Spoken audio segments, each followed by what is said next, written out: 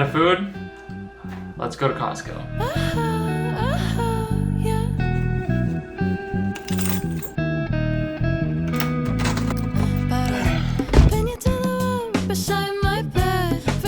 It's September 7th and they already have Christmas decorations up. What? Touch myself in the middle of the night. Maybe I wouldn't be so obsessed. Wow, I locked my keys in my car and some very nice lady was gonna help me put my groceries in my car. And now she's asking her husband, who works for an auto shop, to help maybe unlock my car. I'm a mess. Look, there are my keys in the front seat. God damn it. And the door's locked. See? Fuck! We tried to fish the keys out and pry the door open for over an hour and a half. I had groceries getting warm, so it was just time to give up. And again, if it's too much trouble, I can always call. It was a bust, and I just called my fiance to bring me my spare key. My Lord and Savior, it's Aaron! Sorry. We are currently, I have way too much money sitting in my savings account, and I think this is a perfect time to throw it into the market. What's happening right now is there's a lot of talks about if interest rates are going to get cut. And if interest rates get cut, typically the market pumps. I might as well just throw some of this money into my Roth IRA. If stocks are gonna pump, I might as well just throw it into there. So through my Roth IRA, I still have a total of just shy of $2,000, so $1,950 that I can still contribute for the year, because you can only contribute $7,000 per year, and I'm just shy of $2,000. So I have, again, too much money sitting around. Right now I'm putting $500 into QQQ, and this is just going into my retirement fund. Technology stock, advancing, honestly. A lot of my money is typically in like the S&P 500 for America stocks, but I want to diversify into technology stocks, and then I want to eventually diversify into even more stocks. It sounds like a lot, right? I just put $587 into investing. Over the last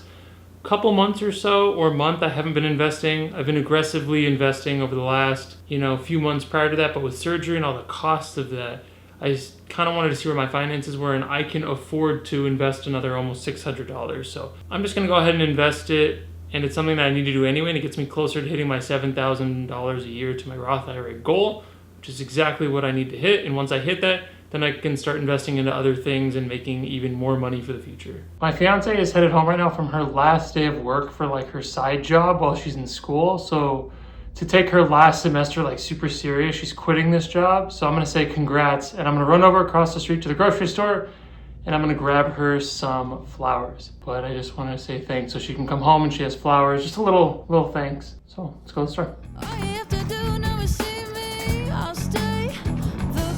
I'm jaywalking, I'm breaking the law, don't tell anyone.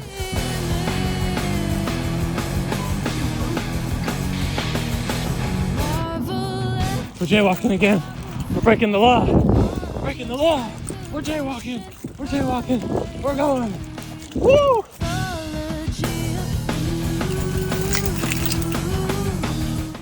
I'm out of breath. I haven't ran since pre-surgery. So I gotta cut these up. She's gonna be home soon from work because it's fun to surprise. So, oh God, I'm out of shape.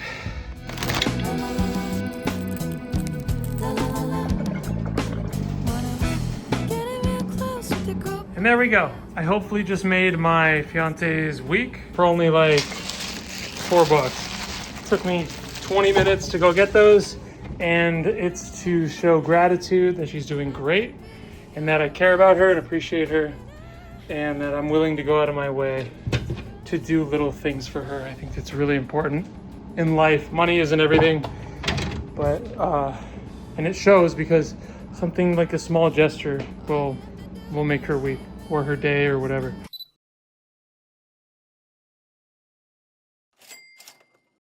I see that shame is to blame, but I cannot wait, I can't wait anymore.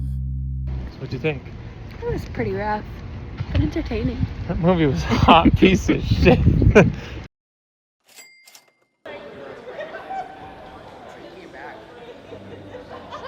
I went to one of my best friend's jiu-jitsu tournaments the next day. I had to fight my work on getting the day off. It wasn't easy, but I had to argue to use my own PTO just to show the work environment I'm in. It's unbelievable, dude. I really wanted to have this life event to support a friend who is just like super passionate about a hobby. I thought that would be really cool, and I was like, you know what?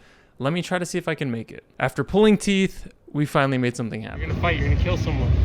I'm gonna die, bro. It was absolutely worth it. The smile on my boy's face, just being there to support him was super cool. We're minutes away from our boy taking the mat. Hopefully he kills. There's only 4 people, and if he wins twice, he wins the whole thing. This is only his second time competing, and as hard as jiu-jitsu is, my man's went for some moves. Holy. Come on, Ivan! He ended up beating his first round opponent. Actually beating someone in a sport as hard as jiu-jitsu on your second time competing is super cool. Ivan just won his first match. There's only 4 people in the bracket. If he wins his next match, he wins the whole thing. There's only got to be one more person and he wins. Let's go. First match interview, how do you feel? Feel pretty good. My ankle was millimeters from exploding, but we take those. I feel good, sweaty, nasty, gross. My boy tried his best, but in the finals, he went up against someone with a lot more tournament experience. We went home with second place, but pretty dang sick to walk away with a medal.